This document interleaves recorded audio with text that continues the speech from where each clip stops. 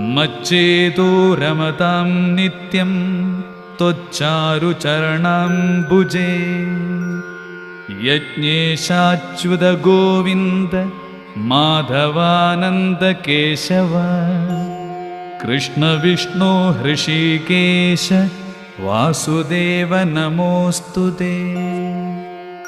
Hare Ram Ram Ram Hare Hare, Hare Krishna Krishna Krishna Hare Hare.